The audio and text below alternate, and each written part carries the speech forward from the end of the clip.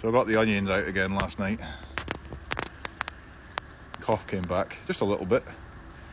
2 o'clock in the morning, I'm like, right, I'm getting an onion. And I got the onion, chopped it up, put it beside the bed.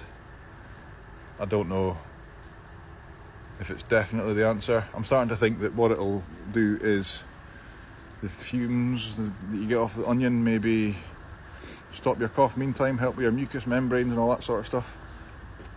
But I don't think it's a permanent fix for a cold or a flu, as far as I can tell. But I'm still trying to find it out.